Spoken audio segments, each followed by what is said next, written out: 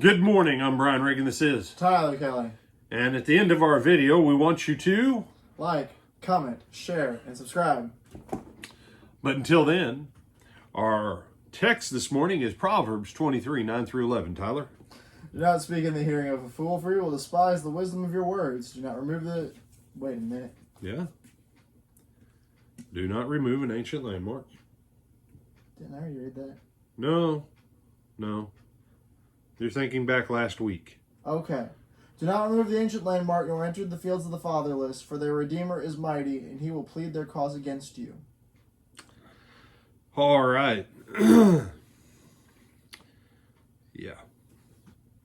Yeah, we looked at the landmark thing last week. Okay. I was about to say, I know we talked about ancient Be verse landmarks. 28 of 22. I Do see not that. remove the ancient landmark.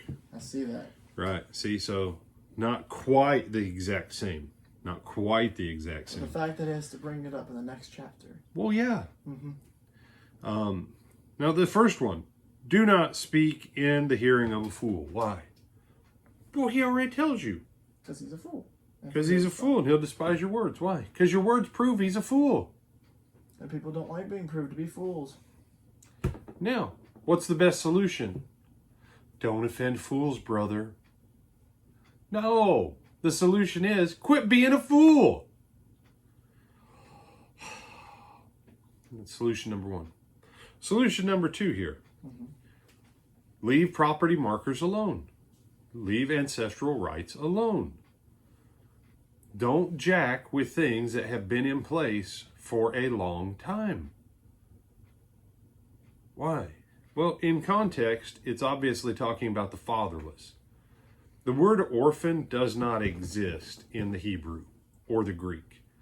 The word technically means without a father. Okay? So when you read orphan in America, you think, oh, they don't have a mom and dad. No, you could have a dad, you could have a mom and still be fatherless.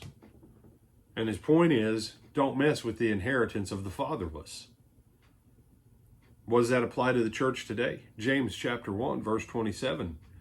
All right, pure and undefiled religion before God the Father is this: to visit the fatherless and widows in their affliction.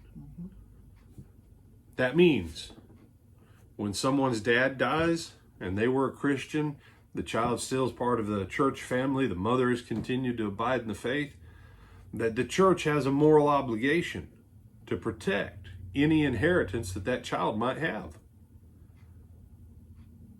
You know, that's why the New Testament gives almost no guidance on how to handle things for the fatherless. You know why?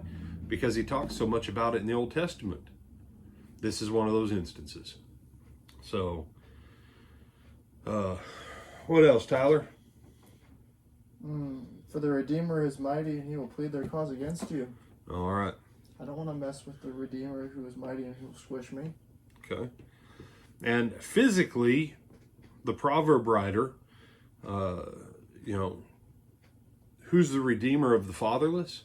The king. The king. Now, by extension, what Tyler, I think, probably had in mind is the Lord God Almighty. He said, well, bad things happen to fatherlesses and stuff in the world, so God must not. No. Keep in mind, God will settle up all these scores. It is purely the mercy of God that he does not destroy everything anyways right now. The blood of Christ holds that in check for now. But within the context, he's talking about the king. And if you have a righteous king and you start moving the ancient landmarks and messing with the inheritance of the fatherless, when you go to court, if that king or that judge is just, yeah, you're going to pay back fourfold and.